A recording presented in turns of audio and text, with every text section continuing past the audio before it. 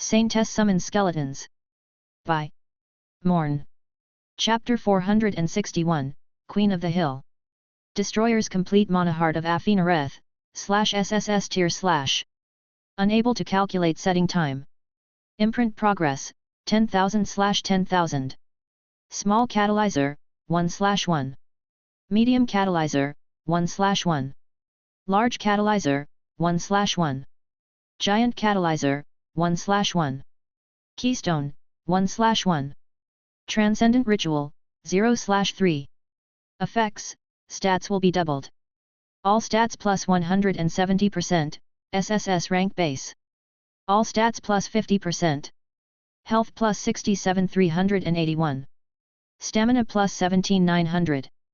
Mana plus 834,719.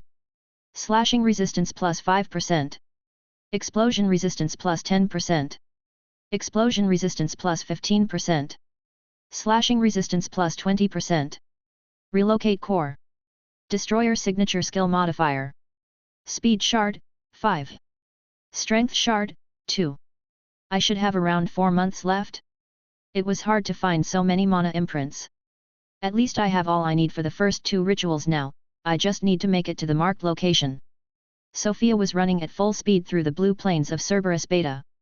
The instructions for the transcendent rituals had been hidden within the heart's description from the beginning, to even Mr. Scribe's surprise, and they were pretty clear, although slightly worrying. The place where it needed to be held was somewhere on the opposite side of the planet compared to where she had been until then. Slowly, the scenery changed from the familiar lively blue plains and forests to arid and dusty plains with countless deep faults and canyons running through them.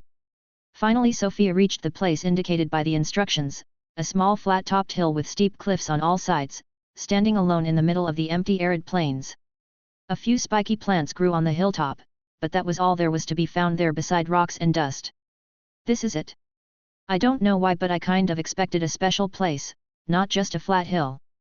Bookie summoned himself next to Sofia and looked around. It's a bit special, I think, he said, sounding uncertain. Is it? Sofia extended her mana senses and observed the surroundings, but she couldn't find anything special. In fact, she felt so much nothing that it was indeed a bit strange. Oh, I see what you mean, Bookie. There are no bones around here. None at all. Bookie nodded, it's like all the monsters never come here. There are no insects either. That is a bit strange, yet. Well, at least this should be confirmation that we have the right hill. We should get started with the ritual. Can you summon the engineer and the 10 Kijikik workers, Bookie? Yes.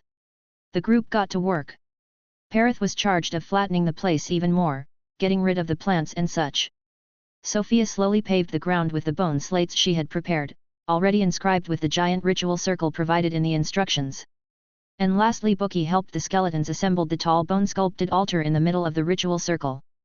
They were ready by dusk, but that was only the first part, more work was waiting for them, as the instructions for the ritual ended like this: defend your positions until the heart is ready. And considering the ritual needed to be started at the start of the night, Sofia was expecting to be fighting the sunless. This hill surrounded by steep cliffs is a perfect natural protection. I could easily see someone building a castle right here if it wasn't in the middle of nowhere in a trial zone. What kind of defenses should I build? It says there must be nothing above the altar, so building an actual castle is off limits. I could do walls, though. If I stay near the altar I can just about have the entire plateau in the graveyard range. I'm going to need more bones. For the 3 following days, Perith became a bone factory, cutting his main head off and regenerating through the bone dominus passive healing. The entire hill and its immediate surroundings were covered in a layer of bone. High walls had been erected along the cliffs, and there were serrated spikes everywhere around the hill and on the cliffs, which would make even getting to the walls very hard. And lastly there were high watchtowers inside the walls which Sofia could use to bolt monsters from afar with some protection. Alternatively, she could also summon her Sir Hellion skeletons on the roofs to do the same, as they could not fly at night due to the lack of mana. Although there were no monsters or animals around during the day, there were always sunless drones everywhere at night, keeping Perith and Bookie busy. It took 10 more days to gather enough mana to make the giant structure into one single bone dominus blessed construct. Finally done. This felt like a waste of time, but I can't take any risks. I don't know what I'll have to defend against, but now this is my battlefield. I just need to get the altar ready and wait for night. The altar itself was made of a bunch of stacked ritual circles carved in bone piled on top of one another, with a pedestal to put the mana heart on top. There was a sacrificial slot at the bottom of the altar, and the entire thing was surrounded by 4 tall pillars. One by one, Sofia placed the offerings on top of the pillars. The northern pillar, a part of my body. There Sofia placed a few strands of hair, which was the most she could afford to part with currently. The eastern pillar, a part of my magic. Sofia placed a bone cup filled with summoned blood on the pillar. The southern pillar, a part of my soul. This one was a bit tricky, as the offerings would be consumed by the ritual, and Sofia could not exactly just cut a piece of her soul to place on there. Eventually she settled on sacrificing a glove of the princess clothing set she got from the first trial. The right glove specifically, since she never wore it anymore. It was one of her few soul-bound items, meaning it technically held a very small part of her soul, which would be enough. And the western pillar, a part of my regrets. Perhaps the most annoying of the requirements, Sofia had gone back and forth with herself for a while, but there was only one thing in her possession which embodied her regrets. A small silver ring, too narrow for her own fingers. Clarice. She held the ring above the pillar, but when the time came to place it down, her past hesitation caught up with her. I have to have something else. Sofia was a person of few regrets. In the 10 days she had spent giving the Dominus blessing to her fortifications, she had gone through all of her belongings several times, but there was really nothing else. Perith hugged Sofia from behind, gently patting her head. I'm sorry, Clarice. I will avenge you and everyone else. Sofia turned around. Thanks for still being here, Perith. You can let me go, I'm fine, really. The sun is setting, we need to finish the ritual fast. Lastly, Sofia walked to the center of the altar, placed her mana heart on top, and the Chimera's mana heart in the slot below. Health, 6570/85 980. Stamina, 21032/21047. Mana, 417/100/417/100. If only I could heal up a bit. Sofia's vision switched to one of the many bone tokens she had embedded into the defensive walls, allowing her to watch the surroundings from every angle. The sun was disappearing under the horizon, the temperature quickly grew colder, and mana started to gather in clumps. Alright, Perith, Bookie, be ready. The sun is almost gone, quickly clean up the first drones. We need to defend the heart until the end of the ritual. 3, 2, 1. Sofia activated the ritual circle. Like a ravenous glutton, the ritual absorbed all the mana around, leaving the air dry, and preventing the usual sunless drones to appear within the walls. The ritual circle slowly came alive, its many runes and grooves lighting up in a strange blue light. Blue flames appeared on top of the pillars, consuming the offerings, and the Chimera's mana heart started shining. An intense ray of blue light shot up from the Chimera's heart, enveloping Sofia's mana heart above it and piercing through the night sky. Bookie looked up, stunned. Whoa! So much light! I can't even see the stars. Now is not the time to admire the sky, Bookie, we have a lot of guests.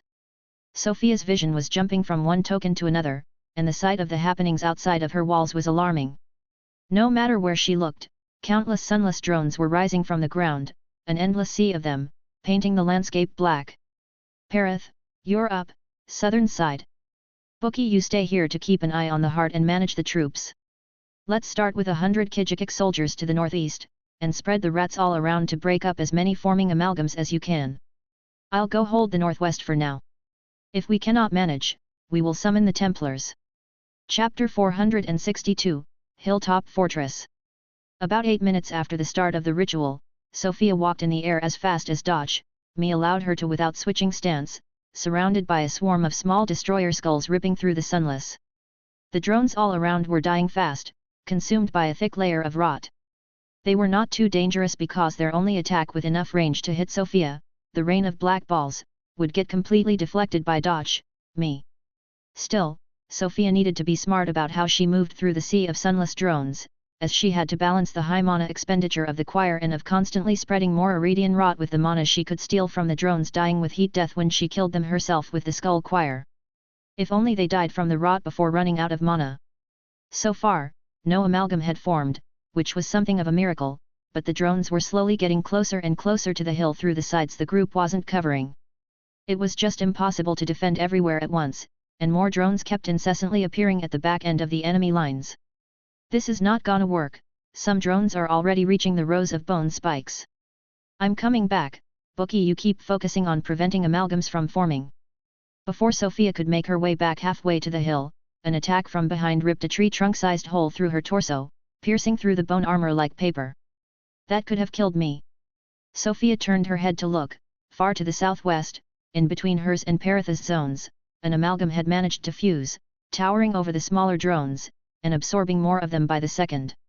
With a precise long-distance ray of holy light, Sofia covered the amalgam with rot, and she kept it going for several seconds, burning through her mana reserves, but making sure the amalgam was completely drowned by the mana-eating magic.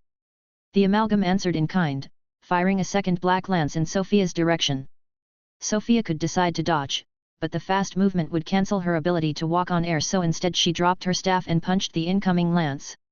The dragon-scale arm guard stopped the lance, but the shock was so violent that what was left of Sofia's bone body cracked and crumbled from the force. She prevented the broken pieces of her body from falling with bone dominus and urgently glued everything back together as she kept walking toward the hilltop. One more black lance came after that, but it was not aimed at Sofia's head, so she let it tear through her lower body before she almost instantly reformed it with new bones. Finally, she was back to her field of bone spikes, which the drones were barely just reaching, so she could stop walking on air and instead just run, jumping from bone spike to bone spike. She was back inside the hill fortress before another black lance could come. Stopping near Bookie, she tried to speak, but her artificial lungs were all mangled, as she had reconstructed her body in a hurry. How's the situation? Brother Perith is doing fine on his side, but my soldiers are starting to die. Bookie worriedly explained, clutching his book form with his gloved hands. And the ritual? The ritual would be over when the flames on all 4 sacrificial pillars had burned out. Sofia had feared that they somehow had to hold out all night, but she thanked the lords when she saw only 2 of them were still burning. The second one just went out, Bookie told Sofia. So we're already halfway through. Just another 10 minutes. A black lance tore through the hill's walls, leaving a gaping hole behind, and finishing its course into the sky after failing to hit anything of value. Such a steep angle, the amalgam came this close already. At least, the hole in the wall was quickly closing. Since the blessed construct counted as a skeleton, it could heal itself. Sofia looked outside through a token, and the rot-covered amalgam was slowly trudging through the serrated spikes, preparing yet another black lance. This won't hit the altar either. We're good. It's dying. Still, this is bad.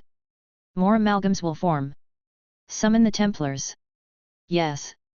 Bookie held out his book form with an extended page for Sofia to tear. For some reason, this was slightly faster than Bookie doing it himself. Sofia's vision ran through all the bone tokens as the Templars formed. The amalgam had finally just died within the garden of bone spikes, consumed by a thick layer of rot, but already Sofia could see 2 more forming on other sides. Perith was holding on well, at his maximum size, cleaving through drones with a giant scythe like a farmer harvesting grain, but the Kijikik soldiers on Bookie's side were dying one by one, severely outnumbered and backed against the bone spikes. Perith, change of plan, go after the amalgams only, we're preparing the Templars. Without Sofia having to say anything, the 3 Templars took place at the sides of the fortress, as far from each other as they could, and started to channel Holy Smite. Don't release the spell until I tell you to. Sofia climbed on top of one of the watchtowers and helped Perith with the newly formed amalgams, sending support in the form of waves of rot and weak but well-timed explosive angel's bolts to give him some breathing room from the amalgams' attacks. As they handled these 2 amalgams, more started rising from the other sides, and Sofia had to jump off of the watchtower to avoid a black lance. The Holy Smite was ready, but following Sofia's orders, the Templars kept fueling the spell, wasting mana but delaying its activation. Hold! Perith, come back! Perith was taking hits after hits, most did not do much, but, under the focused fire of several amalgams, the black lances actually got through his defenses a few times. They struck at his larger bones, and managed to shave off 15 to 20% of his health each time. Even with the bone dominus healing, his skeleton was starting to crumble. He teleported back to Sofia. There was no one left outside of the hill fortress to keep the drones and the amalgams from advancing. The large planes of serrated bone spike did a decent job at preventing the amalgams from just running in, they were not too smart and kept impaling themselves on the defenses, making them easy targets for Sofia to cover with rot. Alas, that did not prevent them from sending black lances their way one after another. Luckily, the altar was relatively small and in the middle of the hill fortress, so most of the black lances that pierced through the walls were flying at an angle too steep to possibly hit it. Even when they had the correct trajectory, they just flew over. Still, Sofia felt the world slow down each time another black lance pierced through the walls. The bone's healing could barely keep up, and the walls were starting to be more whole than whole. This better not mess up the ritual. It's just a wave of instant death, surely a magic rock would be unaffected. Sofia let the siege go for as long as she could, and another of the pillars' flames died down. When one of the amalgams managed to jump most of the way over the rows of spikes, landing right next to the hill's cliffs, she gave the signal. Now, after holding it for so long that their mana reserves were almost empty, the Templars let their spell resolve. The battlefield turned silent. A violent vortex of mana appeared in the sky above the altar. From within, a torrential flow of mana fell, cascading into the fortress. The mana was sticky and cold, it covered everything, and flowed into every corner, engulfing itself through the many holes the black lances had left in the bone fortress walls. You have been affected by instant death. But your skills negated the status. You have been affected by instant death. But your skills negated the status. You have been affected by instant death. But your skills negated the status. The wave of death washed over the flat plains, kill notifications assaulting Sofia by the thousands. After a few long seconds, the vortex weakened and disappeared. The ritual was still going, and the battlefield was still silent. Sofia looked at the situation outside. All the sunless in a radius of about 2 kilometers were gone, leaving only countless pieces of sunless debris littering the plains. But the army of drones extended much further, they were slowly closing back in. We're almost there. Just 4 more minutes. Parith, you hold south, I hold north. Sofia was almost out of the fight already, her regeneration stunted by the lack of ambient mana, but she had one last tool. Could the demon transformation be used even now that she lacked a proper heart to consume? The answer was, yes. If she had no flesh heart, a bone one would do, as long as her veins of light properly overlapped with it, she instinctively knew it would work. Can I even get level debts anymore? Sofia chewed on the black bone heart that shot out of her chest. Tougher than usual. In her demon form, she rampaged through the endless waves of sunless drones without a care in the world, killing dozens of them with each swipe of her tail and each strike of her claws. In the fortress, the beam of light from the altar was becoming brighter. Sofia's demon claws extracted the core from a sunless amalgam when the sound of a bell rang over the plains. A wave of light ran through the sky, illuminating the plains like it was broad daylight. The sunless all disappeared. Chapter 463, Bookie doesn't get it. Sofia's demon transformation ended while she was on her way back to the fortress, the demon body returned to bone, and the sudden shift made Sofia trip and fall face first into the dirt. Parith appeared right then and helped her up. Sofia was too embarrassed to say anything, she let Parith carry her to the altar.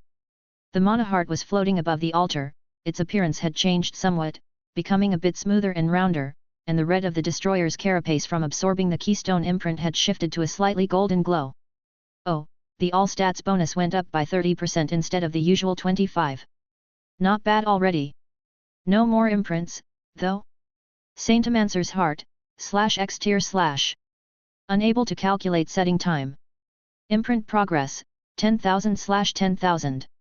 Transcendent ritual, 1/3. Effects, stats will be doubled. All stats plus 200%, X rank base. All stats plus 50%. Health plus 67,381. Stamina plus 17,900. Mana plus 834,719. Slashing resistance plus 25%. Explosion resistance plus 25%. Relocate core. Destroyer signature skill modifier. Speed shard, 5. Strength shard, 2. Please select ascendancy path 1/3. You can pick a different path or level it up after next rank. 3 illusory cards appeared in front of Sofia, in a similar way as when she was picking her summons blessings, except that there were no drawings representing what they were. Instead, there were just a few words, unable to fetch picture. What I get for being disconnected from the system. At least the descriptions still work. Path of the Internal World LV.1/3. Your mana heart becomes a spatial storage space. LV.1, the volume inside is equal to your max mana / 1000 cubic meters. LV.2, living beings may enter and live in the internal world. Plants can grow inside. The volume inside is equal to your max mana in cubic meters. LV.3, you may enter the internal world, during which your mana heart will be in the margin. You may adjust the weather conditions inside the internal world. The volume inside is equal to your max mana * 1000 cubic meters. Oh, whoa. This is not joking around. Level 1 alone is not bad, but level 2 and 3 are just dumb. A cubic meter is a cube of 1 meter on each side, so max mana times 1000. As long as I can keep getting more and more mana. Calling it an internal world wouldn't be an exaggeration for long. Alith would love this, a huge safe space to grow rare magical plants. I could also raise monsters for their skeletons in there, like Richard does. What's more, at level 3 I can just hide in there whenever. I already have Zangdar to hide in the margin, but this is even better. Besides, even Zangdar isn't that safe yet, considering there are still 2 rings leading there just out in the world. And it's basically a spatial storage with almost unlimited space.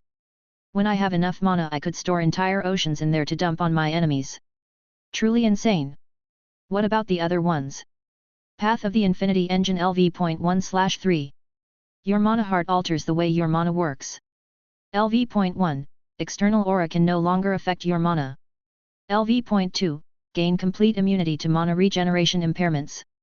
LV.3, you no longer need ambient mana to fuel your mana regeneration. This is just as crazy. The thing about aura seems random right now, but if that means that at higher levels opponents like dragons won't be able to screw with my magic, that's not bad at all. Level 2 means I can always have my unlife runes up and keep my mana. It also makes it easier to restart my mana regeneration in demon form, although that's already not much of an issue anymore. Mana regeneration impairment magic is not exactly common, but I know for sure from my The Glorious title that it exists. It might be more common at higher levels. Level 3 does make my Mana Pearl classless skill a bit redundant. Not sure if I like that, but in general having the full regeneration even without ambient mana is nice, especially considering how often that has been an issue until now. Is the third path also good? Path of the Reignited Ancestry LV.1/3. Your mana heart uses your current magic to awaken the Fey ancestry common to all humanoid bloodlines. LV.1, objects around you slowly develop an internal skeleton. LV.2, you can use a mana pulse to turn all non-magical objects nearby to holy bones. Range depending on mana used. LV.3, you may turn anything you touch to bones. Oh fuck. How am I even supposed to choose? The possibilities of this one with Bone Dominus are just ridiculous, even more if I can eventually get a passive specialization point for it. I have to say, the first level's effect sounds a bit ridiculous, but as far as I am concerned, it means everything around me becomes a weapon. Would have been stronger with the strength type soft evolution of Bone Dominus, though. Level 3 allows me to kill things with bone manipulation even if they don't have bones. Anything I need to break I can turn to bone. My enemy's weapons, armor, and conjuration spells, I can all turn to bone. Like if I were to redo the fight against Orvad with this, I could turn his stone construct to bone and steal their control. Also, the Fae are the ancestors of all humanoid races? I've never read anything about that. Wasn't there no magic in Alith's world? But they're humans too, so how does that even work? After reading each card several times, Sofia asked for help. Parith, Bookie, any suggestion?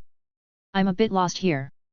Parith hesitated for a bit, and pointed at the internal world card, but Sofia could tell he was still not totally convinced.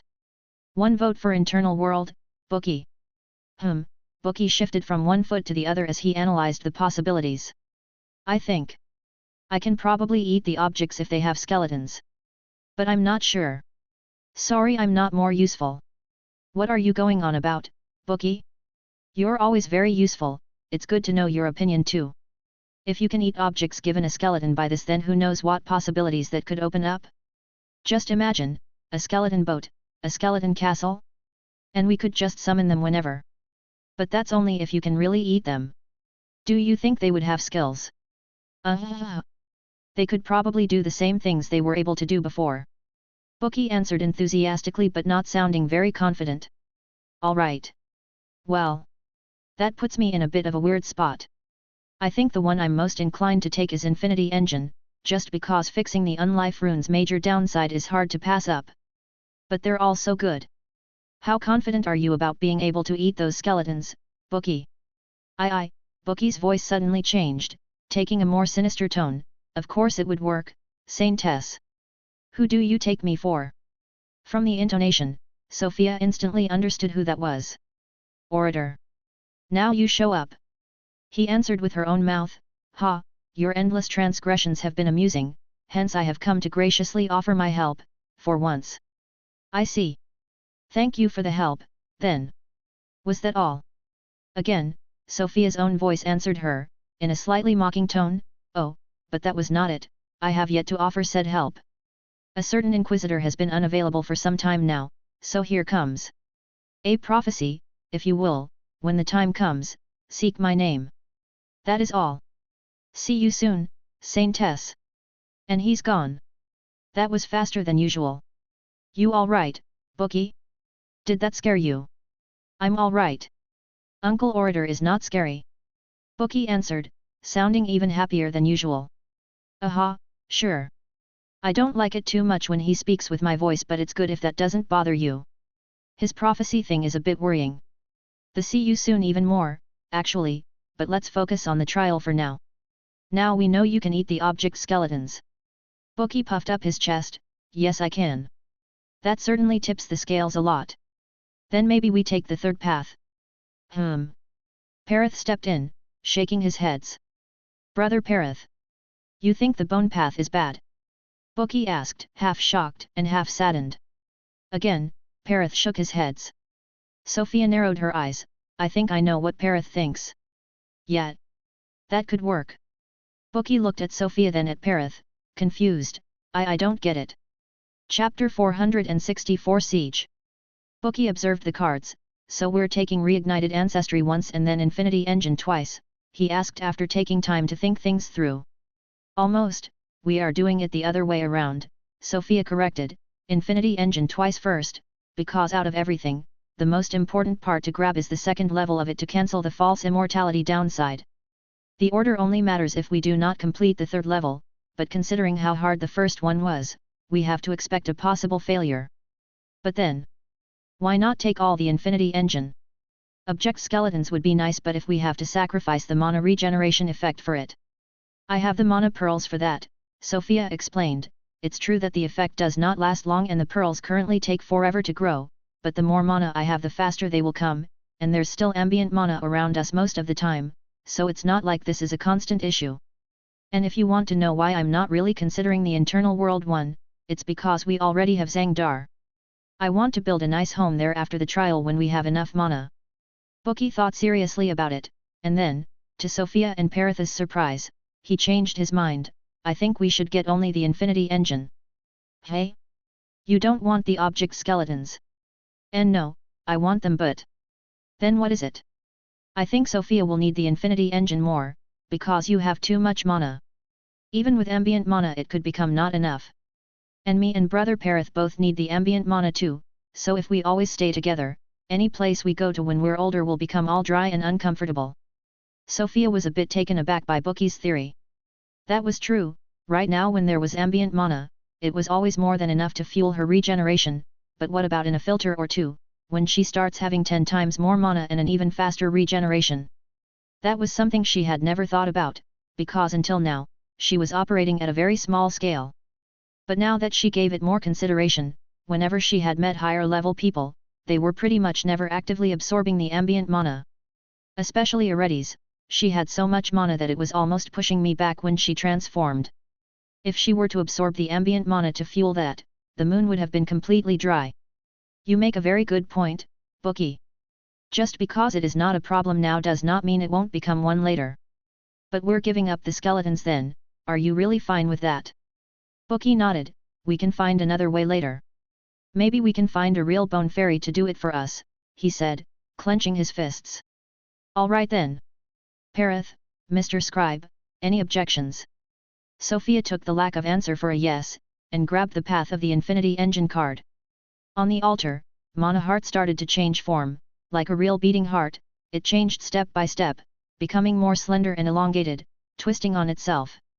It became two short spirals, slowly rotating around and within each other. It looked hypnotizing. It was like the spirals were constantly being pulled apart, yet they never actually moved. After a while, Sofia managed to avert her eyes and stop looking, and that's that done. We don't have to change anything for the second ritual, it's just more offerings, and another defense phase, it seems. We're using the Destroyer's Soulstone as the main offering this time. It's honestly great news that we do not have to get more imprints, because we're going to run out of time at this rate. We need better defenses. If my calculations are good, we still have around 120 days before my heart sets, so get me the engineer out, let's get to work. 2 months later, Sofia stood at the top of her sky tower. This was a huge bone tower with a hollow center built around the altar. As long as the space delimited by the 4 pillars had access to the open sky, there would be no issue. The tower's main goal was to provide the best possible vantage point over the battlefield, as well as a way for Sofia to quickly pick up altitude even at night without ambient mana to fly, thanks to a gravity-powered lift. A big mass of bones held by a bone chain served as a counterweight to make the lift go up with a swing of a lever. The plains around the hill were unrecognizable. The digger Kijikix and the sandworm skeleton had carved out gigantic trenches around the hill fortress. The trenches were entirely coated in bone, and filled with serrated bone spikes. There were also ritual circles for the Curse of Slowness, which Sofia had learned at the academy, engraved all around the base of the hill.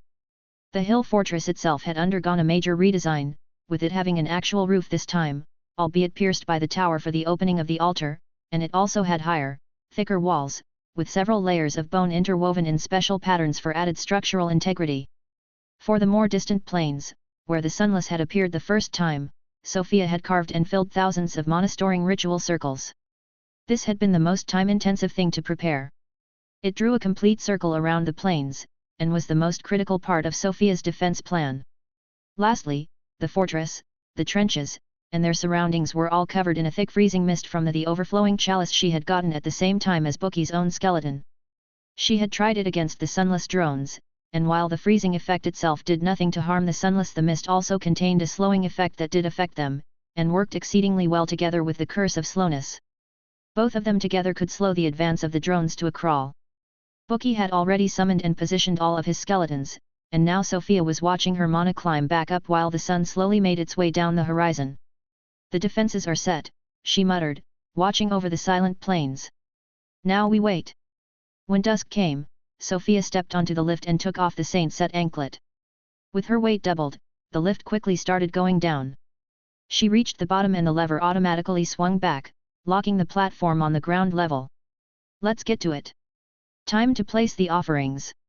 Sofia's mana heart went first on top of the altar, with the Destroyer's Soul Stone below it where the Chimera's Stone had been before, then she moved on to the pillars. The northern pillar, a representation of my flaws. Sofia placed a golden bone on the pillar. The southern pillar, a representation of my strengths. Sofia placed a blessed bone on the pillar. The eastern pillar, a representation of my past. Sofia placed a bloody, pointy bone on the pillar. And the western pillar, a representation of my dreams. Sofia placed a bunch of bones on the pillar. She could not stop smirking the whole way through. Did the offerings have to all be bones? Of course not, but she found it funny that she could do it and it would work, so she did. She quickly checked the outside through her bone tokens in the fortress walls and the mood around her changed. I need to hurry up. Attention everyone. The sun is coming down, we can expect a longer or a tougher fight tonight, let's all do our best. Bookie was the only one who could audibly answer, he cheered from his position at the top of the walls. Sofia kept monitoring the horizon, waiting for the exact moment. She felt nervous, the first night had been a very close call, and despite all of her preparations, she was not extremely confident about the second night, let alone the third. She bit her nails, an old bad habit that she thought she had gotten rid of, as she found it too unladylike, only to realize her nails were currently just bone anyway. I should just put on the armor already. When the last ray of sunlight disappeared, she activated the ritual and kicked the lift's lever, propelling her all the way to the top of the tower just as the beam of light from the ritual flared up and illuminated the sky. They started appearing from everywhere, millions of them. Drones, amalgams, homunculus, and even bird-like flying Sunless, gliding high above like dark shadows across the night sky. It's much worse than I hoped, Sofia whispered as she surveyed the approaching army of dark creatures. She tightly gripped her scepter, her bone body creaking from her unsteady control. No matter, we have prepared as much as we could. Let's do our best. That night again, the Sunless attacked. Chapter 465, Tower Defense. Sofia did her best to analyze the situation while the Sunless slowly approached her first line of defense. She had anticipated a few things, but the current situation was worse than her planned worst-case scenario. There were just too many of the advanced types of Sunless. The engineer skeleton climbed up to the top of the tower through a trapdoor, carrying a bunch of small colored flags made of torn cloth on bone sticks. Sofia acknowledged him with a nod before he quietly sat cross-legged near her. Parath. Slight change of plan. You focus on hunting the homunculus. We absolutely cannot have them come close or the heart will be in danger. We will manage everything else, somehow. Bookie, dispatch 5 soldiers to each corner tower, they need protection from the flyers. The army of Sunless slowly approached the ring of mana storing ritual circles. All right, focus. Thin, strong beams of light. Sofia raised her scepter, and light erupted from the catalyst, an umbrella of rays of holy light spreading from the tower, and perfectly hitting the distant ritual circles all around the plains. She was multicasting her own heavily edited version of Heal Undead, something she had been working on to have more efficient ways to apply the rot. As the first line of Sunless started to glide over the ring of rituals, small patches of black Iridian rot started spreading all over the ritual circles. The easily accessible high amounts of mana allowed the rot to grow explosively. In an instant, the rot engulfed thousands of drones, quickly propagating even further thanks to all the excess mana at its disposal. The drones were dying so fast that Mr. Scribe did not even try to count and display the kill notifications, but the amalgams kept advancing despite the rot, and the smarter homunculi simply flew up to avoid the land-bound rot. Sofia stopped spreading the rot when her mana hit the halfway point. This should be enough. Now the flyers. The small bird-like Sunless gliding over the plains were fast approaching. They were a new kind of Sunless that Sofia had never seen, but she had been expecting that possibility. After all, the Sunless Nightbringer that Sofia had briefly seen near the start of the trial was a giant flying creature. Paladins, take up arms. Bookie's 25 Paladin-class skeletons were waiting within the walls. Castles usually had such hiding spots for archers to be able to shoot arrows safely through thin slits. Sofia knew about it from her time in the Holy See.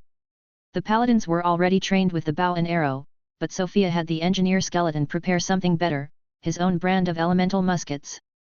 Usually the engineer's constructs were temporary, but with ample time to prepare, Sofia had gotten him to make permanent ones.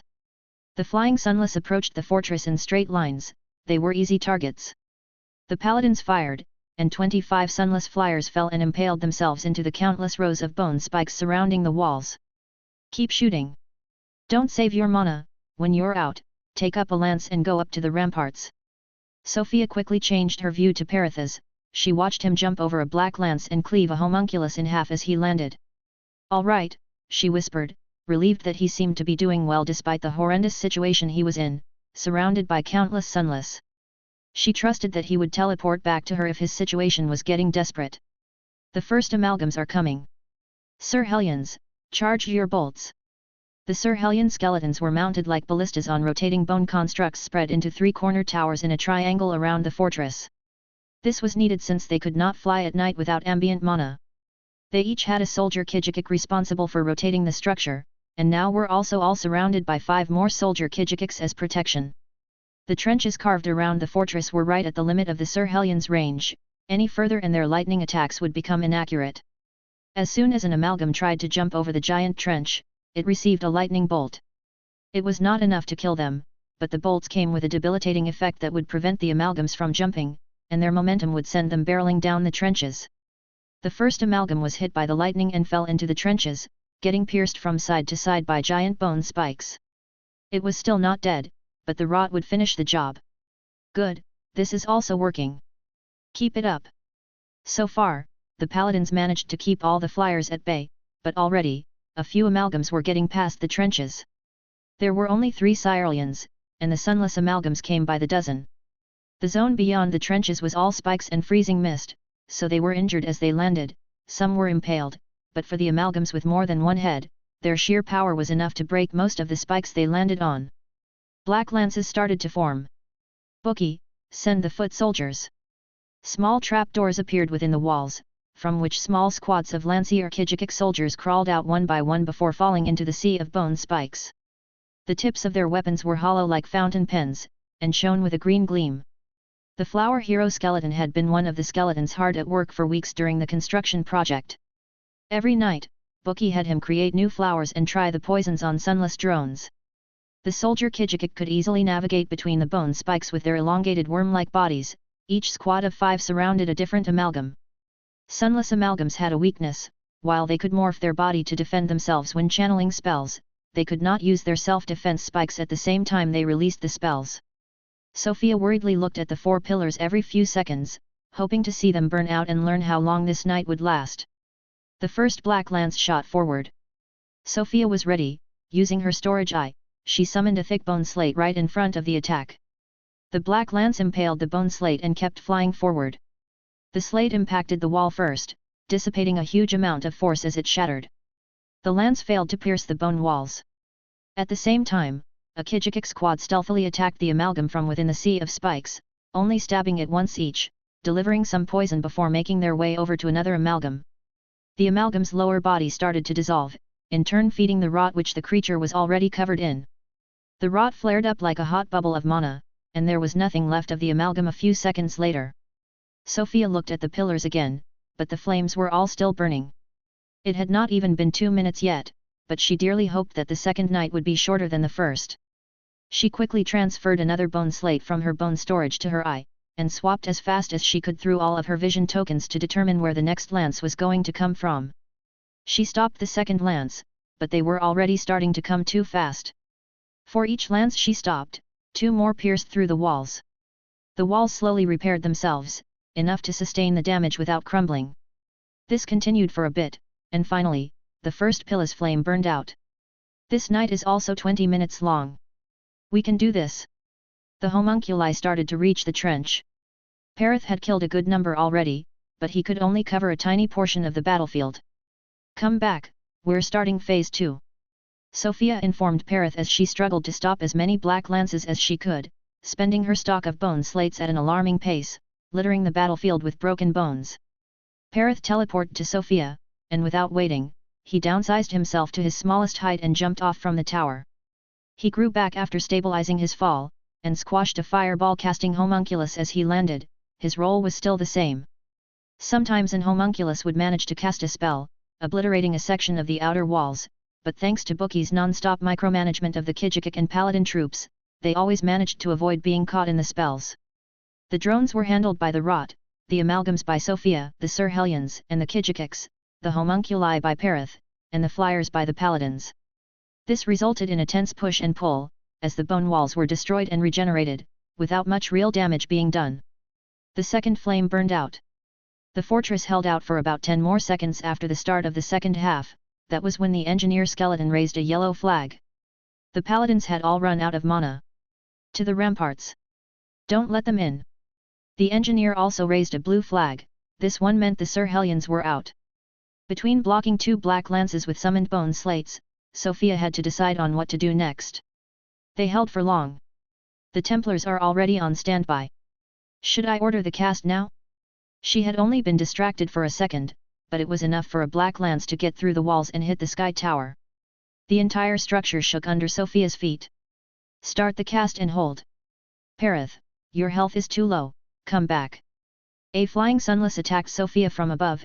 It had managed to stay undetected by flying high. It was larger than the ones attacking below, and Sofia only noticed it at the last moment, too late to do anything. The engineer skeleton had fewer things to focus on and was more aware of his surroundings. He had noticed an instant before, and before the sunless could reach Sofia, he threw himself at it. Chapter 466, For Science. The large flying sunless collided with the engineer skeleton, and they broke through the tower ceiling, falling toward the altar. The ground under Sofia's feet also broke and fell, but her ability to step on air kicked in at that moment. She watched the sunless and the skeleton dive. Bookie, send the book. The book of skeletons appeared in Sofia's left hand. Unlike the usual, it was closed. Bookie was too busy to search for the page she wanted. Sofia opened it and flipped the pages directly to the mimics. She pulled on the page, only for it to slip through her fingers. turning into mist. Shit! Not enough fog. Who else? Sofia tried the page right before, one significantly less expensive but also decent for the situation, the 4 withered vampires. That worked. The skeletons quickly formed near her while she turned her attention back to trying to stop the deluge of black lances assaulting the walls below. The vampire skeletons jumped down the hole as soon as they took shape.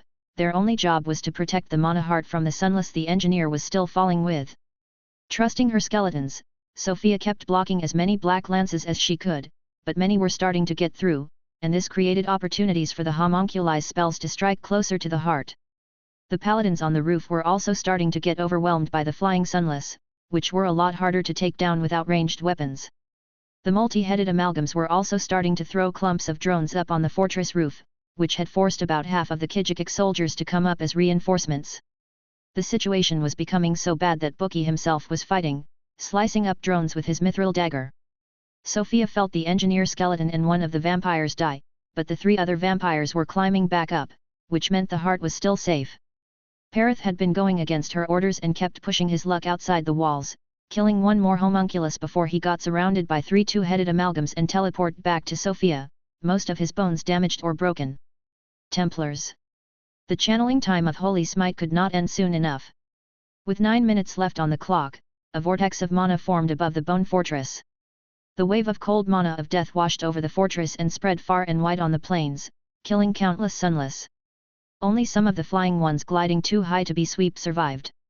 This gave the skeletons some breathing room to heal, and the holes in the fortress walls could finally all be closed up, but already, the army of sunless was reforming in the distance. Sofia looked at the new sunless wave with dread. The Templars could only cast once. Bookie's skeletons were not able to regenerate mana, they needed to be resummoned, as their mana was actually just Bookie's fog. But Bookie was all out. Until they reach us again, this buys us 2 minutes at best. I can't even transform and fight this time, it's way too dangerous. The Sir Hellions are out of mana, the Paladins, and the Templars too. With all of its protections down, the fortress would hold for maybe 2 minutes when the sunless started to blast it with black lances again. And if a single amalgam managed to make it through the bone spikes and get in, everything was basically over. How the fuck do we survive for 7 more minutes? There has to be a way. Come on Sofia, think.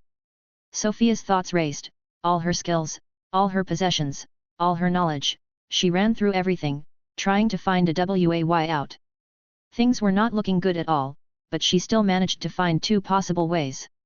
Perith, go grab Bookie right now. Perith jumped down from the tower while Sofia fixed the floor underneath her feet, and started carving the sun's generosity ritual on it, which she quickly activated. Perith teleported back holding Bookie's arm. Quickly sit in there. And eat this. Sofia ordered Bookie, shoving her second mana pearl between his jaws. Bookie was stunned by the sudden orders, but nevertheless, he started biting down on the mana pearl, the fragments of which fell down his empty ribcage before turning back into mana and seeping into his bones. That works. You unsummon the Templars and bring them back as soon as you have the fog for it. This will buy us some time. But it's still not enough. Sofia walked to be behind Bookie's back. Whatever you hear, don't turn back, alright, Bookie? Why yes. Sorry Perith, but I'm going to need your help on this one. Give me a view of the back of my head, please. Perith already knew what Sofia was about to do, and Sofia could tell that it made him uncomfortable, but she was going to do it anyway. Health, 6432/85 Sofia grabbed the admin dagger, and slowly, she started cutting the back of her head open from top to bottom. Her jaws clenched, she did her best to keep the dagger steady to not make a mess. The cleaner the cut, the lower the health loss. Health, 5622/85 Fuck me, that hurts. And that was the easy part. Carefully sliding the dagger along her skull, like skinning an animal for its hide, Sofia peeled the skin of her head off. Out of all the messed up things she had done to her body, to date, this was without a doubt the worst offender. She had been putting it off for a long time, but she long knew that either by curiosity or desperation, she would end up doing it one day or another.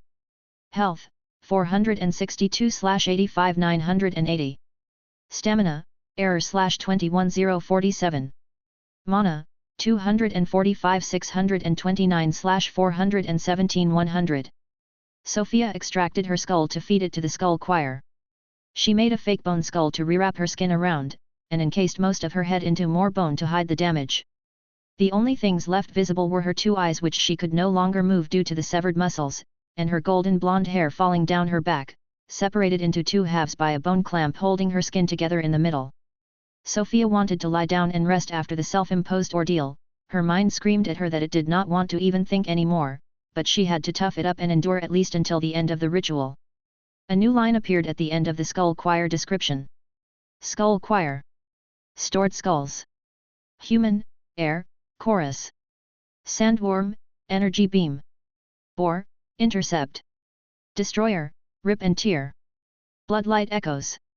Because the skull choir had a long 3-minute cooldown between activations, if she tried the new skull now, she had to keep it up until the end of the night if she wanted to use it. With 50 mana of upkeep per skull per second, and her regeneration currently barely above 100 points per second, she had to carefully consider how many she wanted to summon, while the army of Sunless was approaching fast. It would cost about 22,000 to keep 1 skull up until the end of the night. My regen offsets the cost of 2.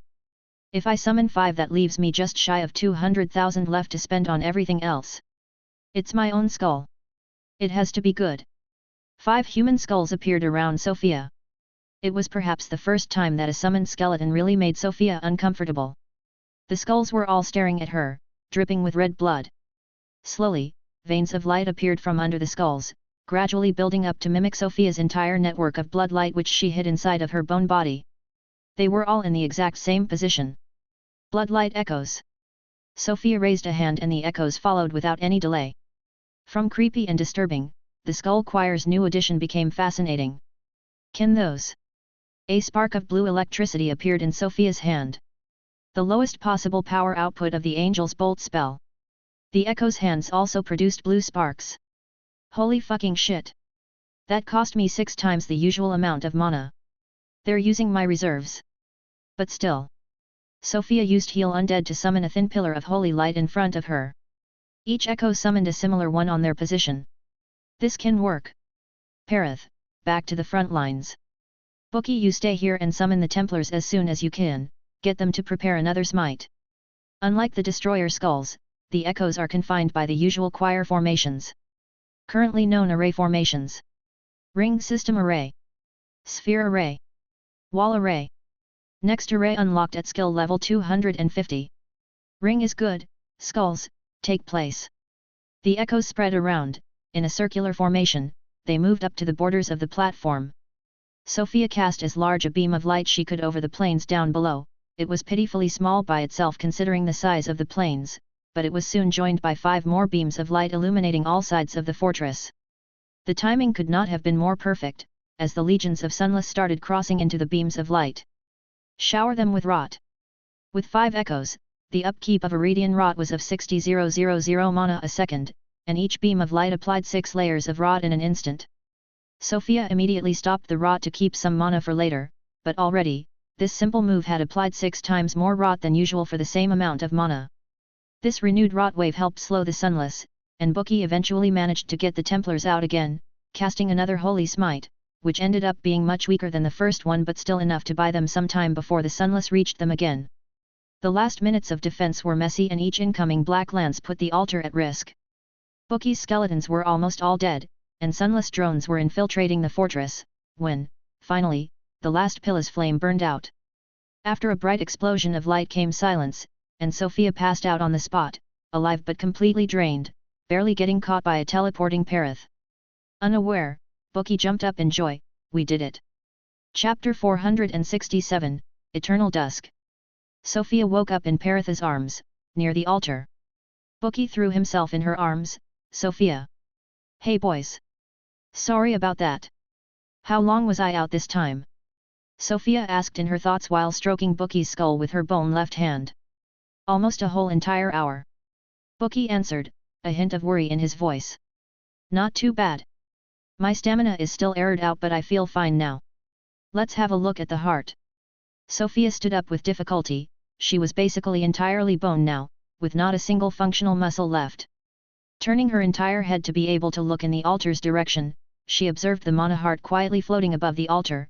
it had taken even more of a golden sheen now, with only a faint hint of the original red glow remaining. Saintmancer's heart, /Ultra X tier / Unable to calculate setting time. Imprint progress, 10,000/10,000. Transcendent ritual, 2/3. Effects, stats will be doubled. All stats plus 250%, Ultra X rank base. All stats plus 50%. Health plus 67,381. Stamina plus 17,900. Mana plus 834,719. Slashing resistance plus 25%. Explosion resistance plus 25%. Relocate core. Destroyer signature skill modifier. Speed shard, 5. Strength shard, 2. Infinity engine LV.1. Please select ascendancy path 2/3. You can pick a new path or level up the current one. All stats went from plus 200 to plus 250. That's more than usual for one rank.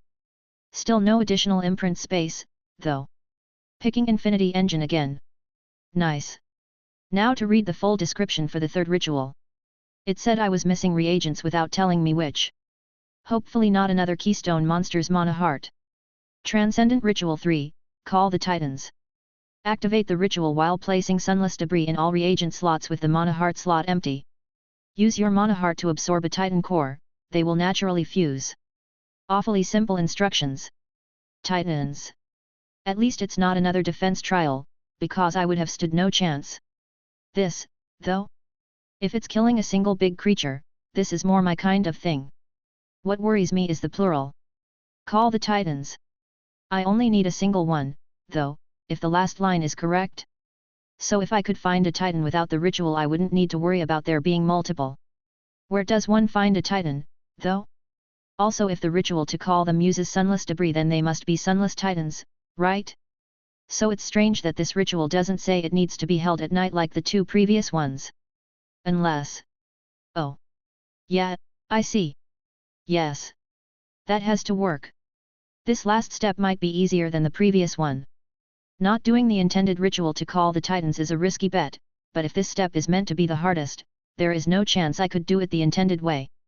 Sofia was cutting it close with her timing, her heart was about to set in a week or two, but after a lot of fruitless searching, on a cold night she finally found it again, obscuring the sky. She looked up with one of the many vision tokens embedded into her body, her makeshift solution to solve not being able to move her eyes. Her identify not working anymore, she brought up the old result again. Sunless Nightbringer, LV 334, Imprint Power, Effect.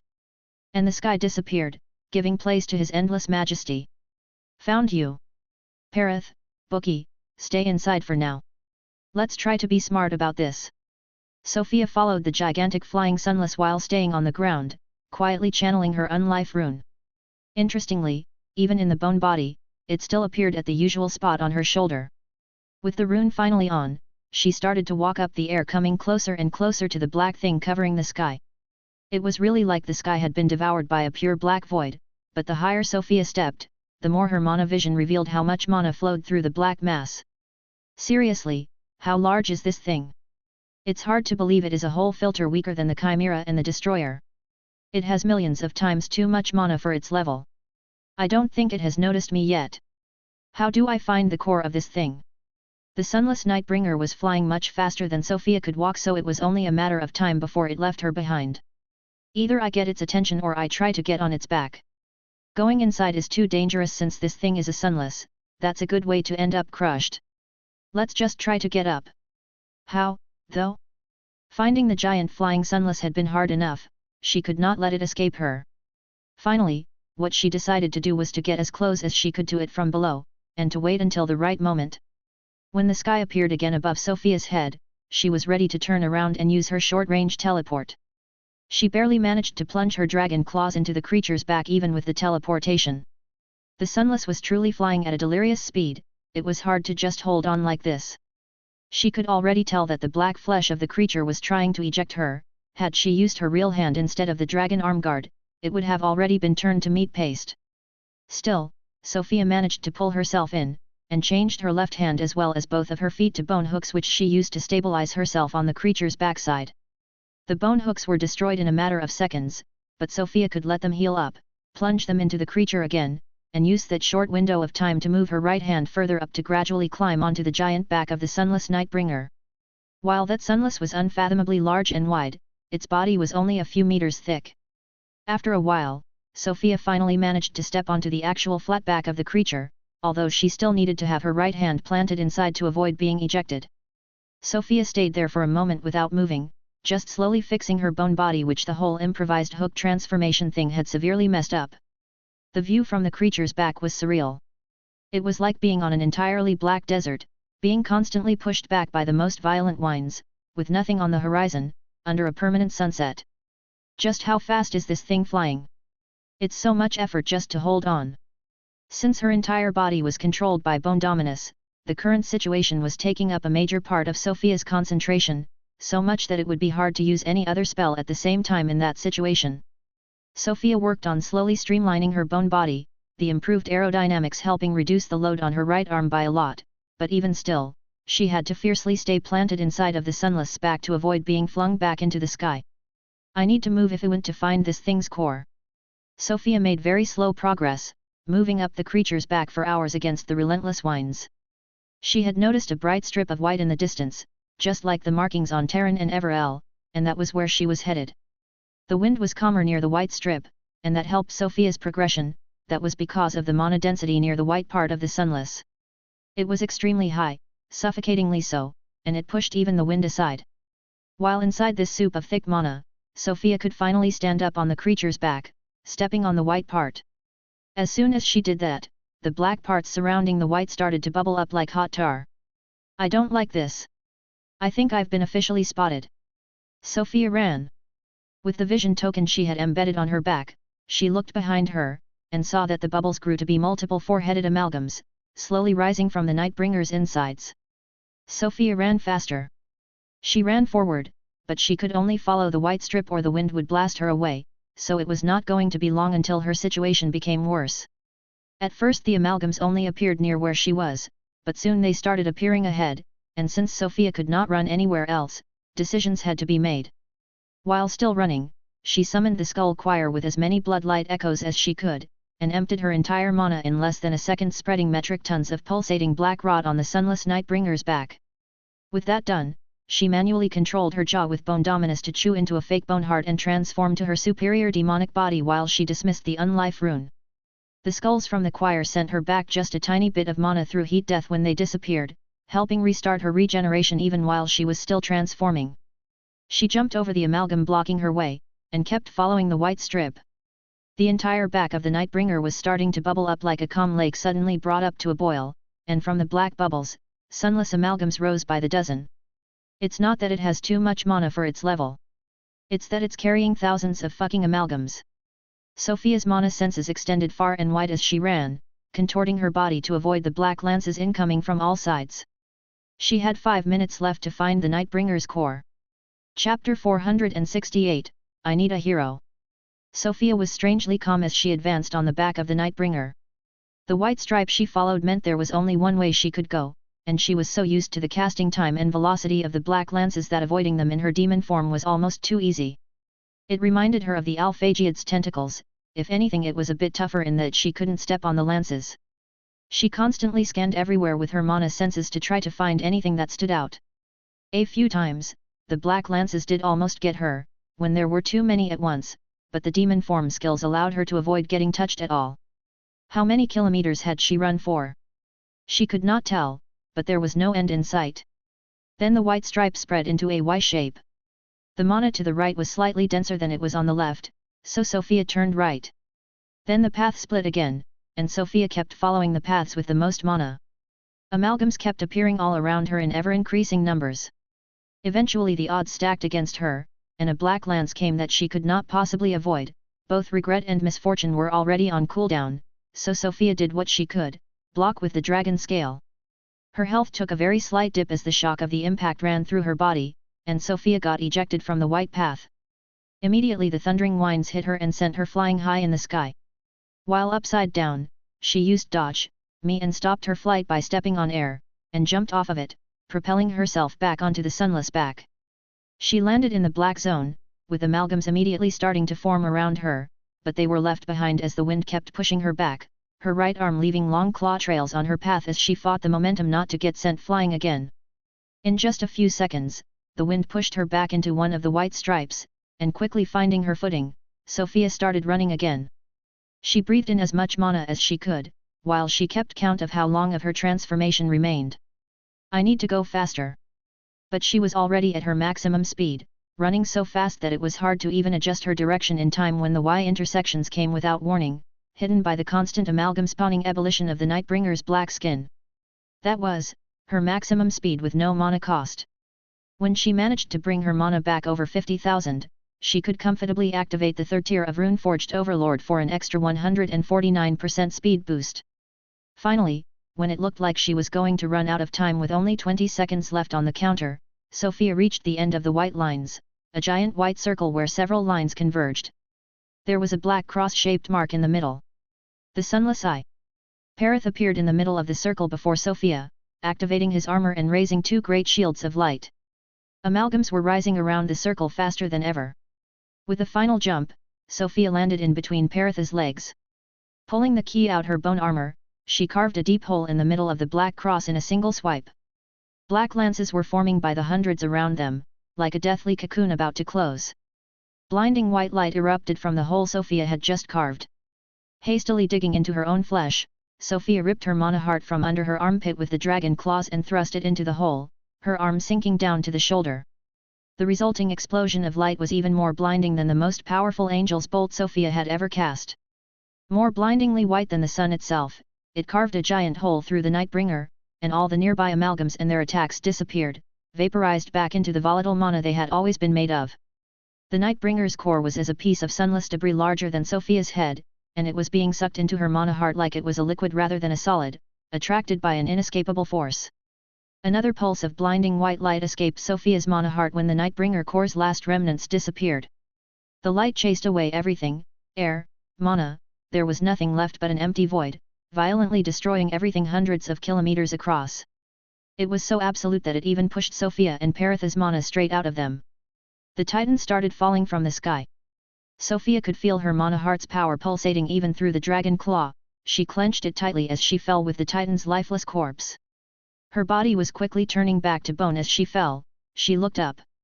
Perith was right above her, reaching out to grab her but being just shy of actually reaching her, completely out of mana, he could not even teleport to her. It reminded Sofia of her old recurring nightmare, where she hopelessly extended a hand to catch Saria as she was getting swept away by the waves. In the nightmare, she could never catch Saria's hand. But there were no more nightmares. Sofia caught Perith's hand. We win. Now all that remained to truly call this a glorious victory was to stop the fall. Sofia doubted that she could survive a fall of several kilometers with her measly 128 remaining health points. Oh, if only a glorious hero blessed by light could save our poor souls. Bookie finally made his appearance. Safely hidden deep within Sofia's soul, the light wave had not reached him. Adjusting his two black gloves, Bookie produced his book form between his hands, it was brimming with mana fog. Bookie slowly turned the pages, and he finally grabbed the one with the High Priest skeleton. The High Priest's scepter appeared in Bookie's hand, and, seconds before the group hit the ground, a bubble of mana enveloped Sofia and her two mighty heroes. The High Priest's slow fall. The gargantuan body of the Nightbringer hit the ground before them, the force of the impact so violent Sofia and her group were engulfed in a giant dirt cloud. Her feet touching the ground a few seconds later, Sofia had to keep holding Perith to stay up as the ground was still madly shaking from the impact, though the actual Nightbringer's corpse was nowhere to be seen anymore. When the dust settled, Sofia understood why. The giant Sunless had so much forward momentum that it had kept sliding forward even after colliding against the ground, creating a giant trench which Sofia, Perith, and Bookie were currently inside of. Sofia could not even see the end of the trench as it extended beyond the horizon. Well, I don't think it will be bringing night again anytime soon. Sofia dispelled her bone helmet, her face showing a bright smile despite its current lack of functioning muscles. She held up her mana heart, and picked the Infinity Engine level 3 card before she could even read the heart's new description. Third trial, destroyed. Transcendent Saintesmancer's heart, / ultimate tier / striving for perfection. Effects, stats will be doubled. All stats plus 350%. Health plus 67 381. Stamina plus 17 900. Mana plus 834 719.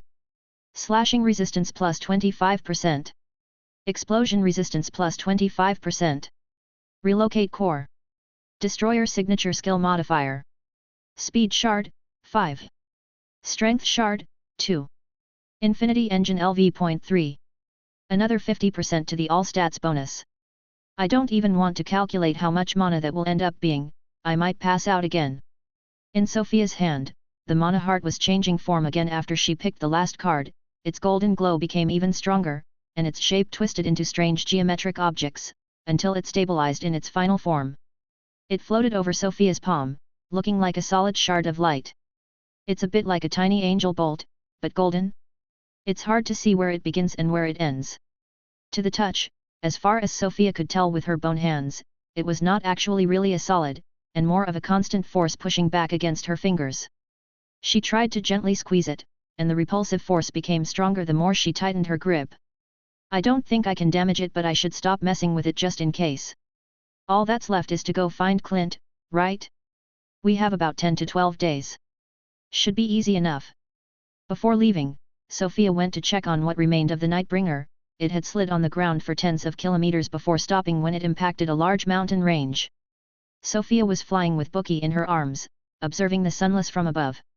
It was very much dead, that much was certain, but even after its death, and after carving a giant new scar on the planet's surface, it was still very much a danger for the environment.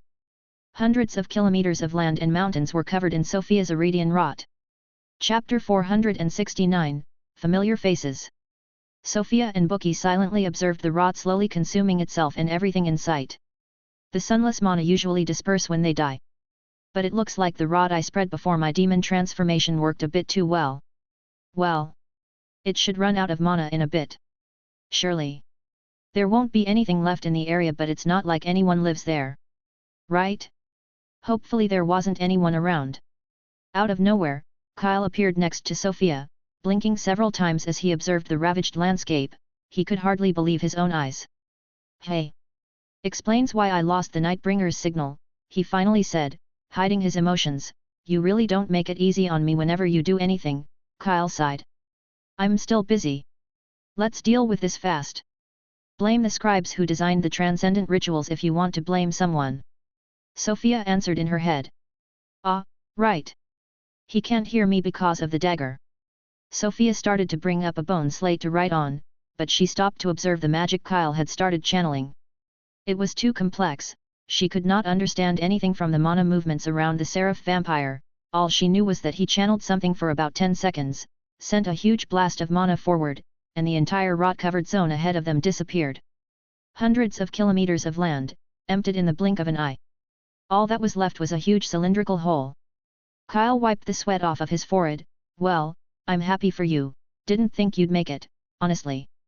Now return to the core, you have just about 200 hours left, Clint's probably going to eat his apron if you don't make it in time. All your friends are already out, by the way. Aight, gotta go now. Bookie waved him goodbye from Sofia's arms. Goodbye Mr. Kyle. Goodbye little guy, see ya. The Seraph disappeared as fast as he had arrived.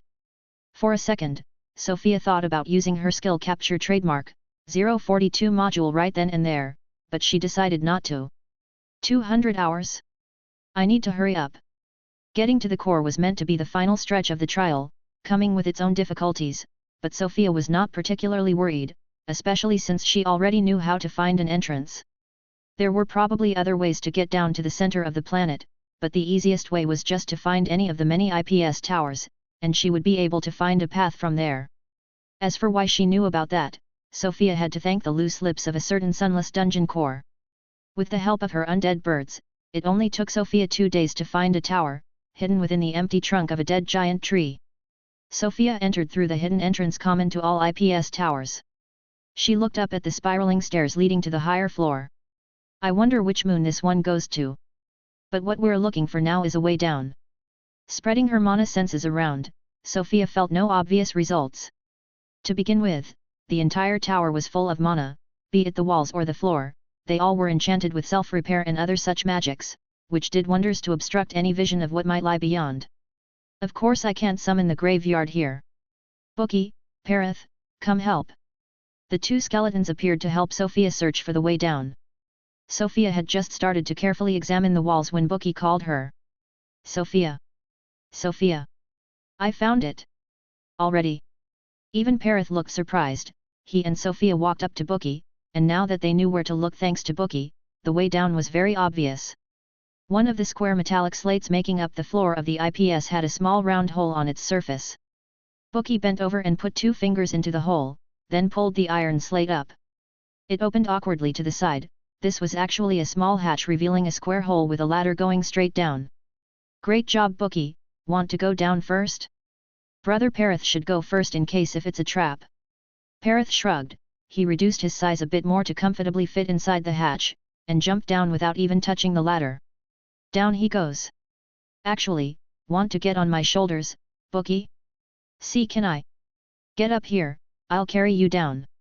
Sofia held Bookie on her shoulders while she jumped after Perith. She kept her left hand on the ladder to slow her fall when needed, the friction heating up her bone hand.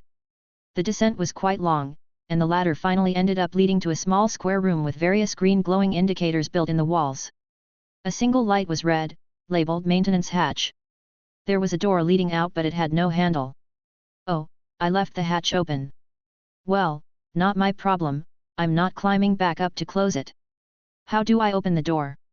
Perith touched the door, sending some mana into it, and the door opened by sliding into the walls. Right. The door led to a dimly lit, long corridor going 2 ways. The room they just walked out of had its own label, IPST-28. Sofia naturally turned right, until she encountered another door about 10 minutes later, labeled IPST-29. I think we went the wrong way. Turning back, she had to walk all the way to IPST-20, where another door faced the maintenance room's door. Sofia opened it, and she found herself face to face with a paper person. The paper person's body lit up, an intense yellow light washing over its crumpled body, only lasting for an instant before it turned back to a calm blue. Sofia did not even have time to try to communicate. The paper person just stood aside and pointed at the ladder hatch going down in the room behind him. Aha! Let's be a bit more careful while we go down this ladder, alright Perith? I think we are the danger here. I don't want to be responsible for a ladder accident.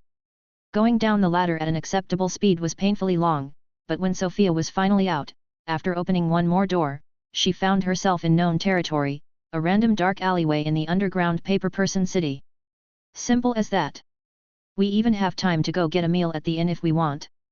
If not for the awkward realization that at the moment, no one in her party could physically eat, she might have done just that, but instead, she walked directly in the direction of Clint's house. Just like the first time, the paper people barely paid her any attention. It was Sofia who stopped in her tracks when she spotted a familiar figure from afar. Down several levels at the other side of the city a paper person was floating around, followed by a couple of glowing sprites. Is it the same person? Ack, the paper people all look the same to me, there could be other ones with sprite-related classes. If only I could still use identify. Even if it's the right one, they won't even remember me unless I touch them. That might be a bit awkward, I can't just approach a stranger and start touching them. Still, if it's the sprite dancer, I would like to thank them. What's a good present for the paper people, even? I'll ask Clint or Kyle to help me with this. Let's focus on the important stuff right now.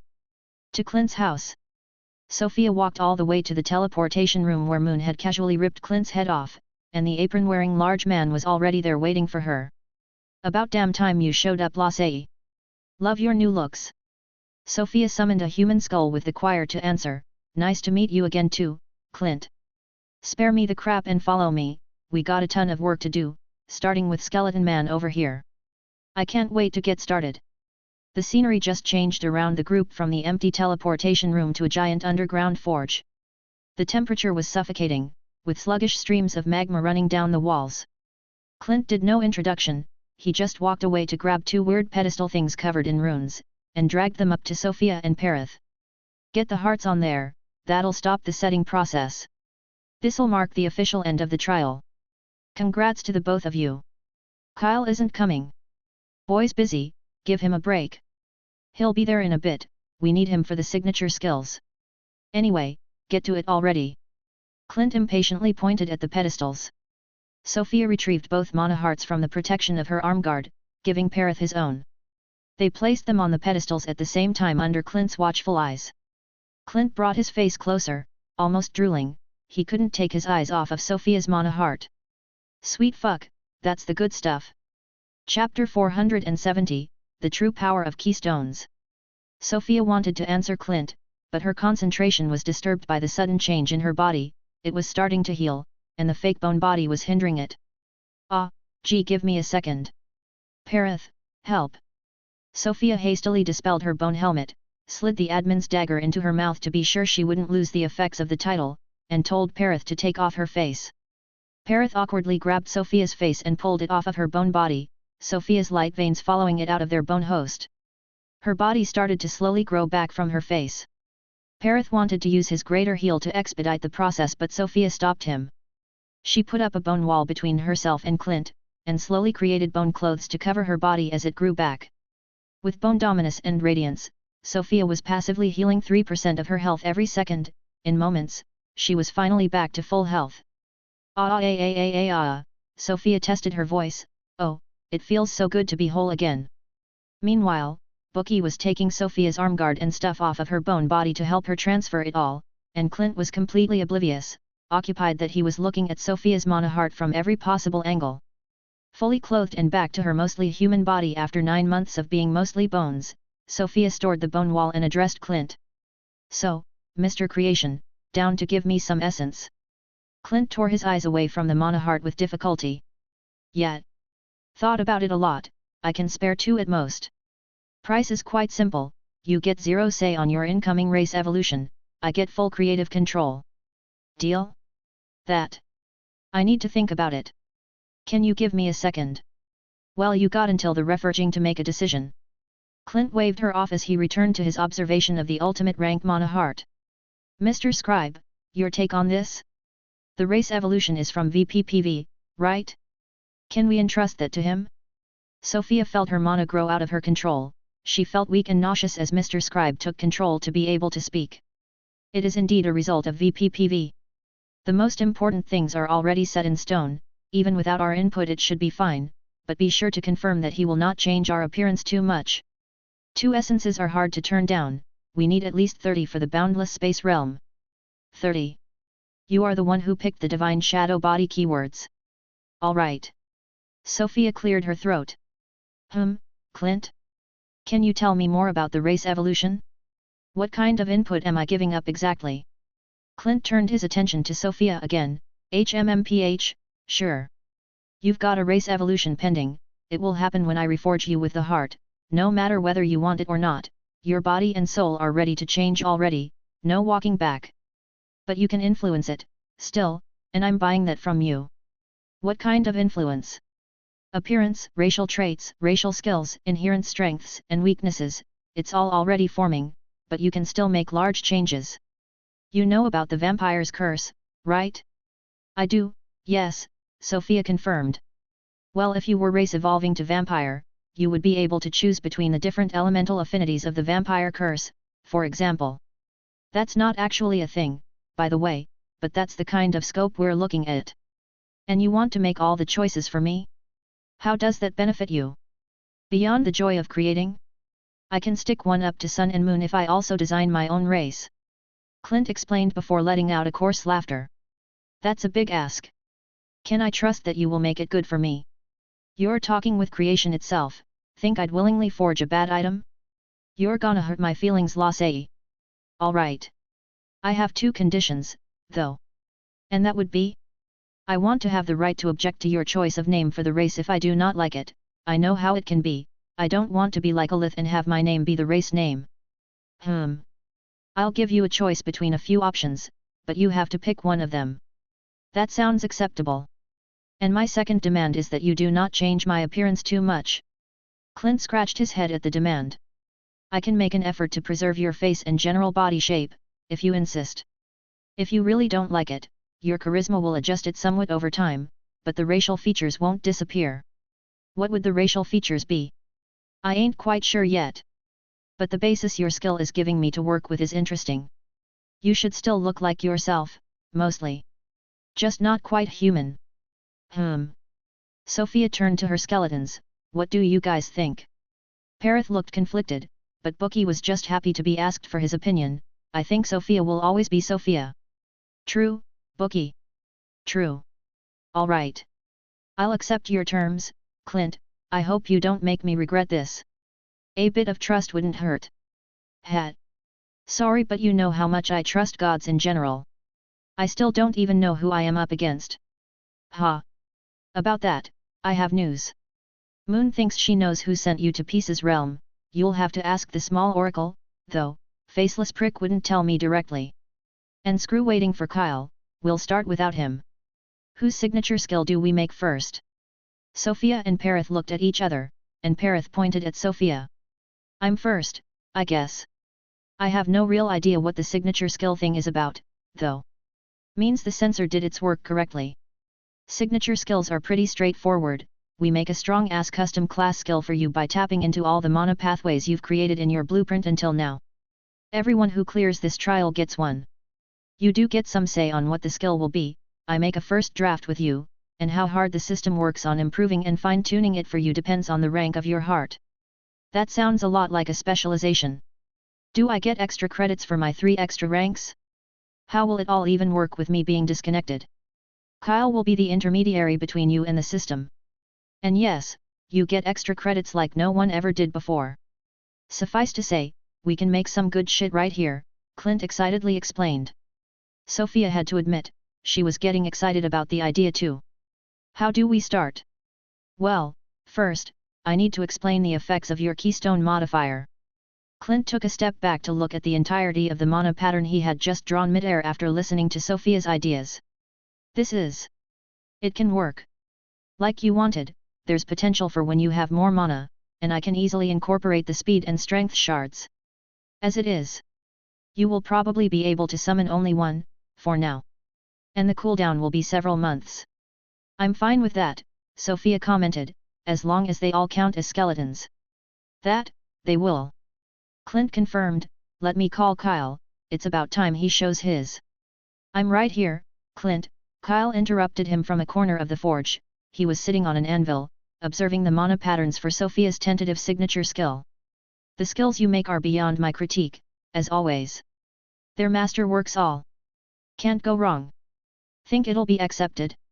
Clint asked the seraph. Kyle seemed hesitant. He stepped down from the anvil and started walking around the spell pattern. For anyone else, no chance. For the ultimate rank heart. Maybe. All up to Handler. Handler the High Scribe again. Aren't there 3 of them? Why does it feel like Handler does everything? It makes sense considering its name, but that opens up the question of what the other 2 could possibly be doing. While Sofia asked 1,000 questions in her head, Kyle told Clint he had already sent the design for approval, and very soon, a mana pearl appeared directly in the palm of Sofia's hand, making her jolt in surprise. Clint immediately noticed, oh hoha, looks like it's been approved after all. Get to eating, Lasei, I want to see what Handler changed. Learning a skill by eating a mana pearl. So easy. Sofia chewed on the mana pearl, feeling it quickly dissolve in her mouth and the released mana penetrate to the deepest depths of her soul. You have earned a signature skill. Use it well. Decrypting data for SSS_ultimate_AOT5C. Decryption complete. You have learned the signature skill, Awakening of the 5 Calamities. Oh yes. Awakening of the 5 Calamities, /ultimate rank signature skill / The Saintess has created yet another tool for sorrowful destruction. Channel any amount of mana over 100000 to invoke one of 5 elemental skeleton destroyers hereby known as the 5 Calamities. You may invoke one additional calamity for each time you have died during the current battle. Each calamity is a singular and unique invocation. Calamities disappear when they run out of mana. Cooldown, 1 month per invoked calamity. Available calamities. Calamity of Blood. Calamity of Bones. Calamity of Spirits. Calamity of Plasma. Calamity of Light.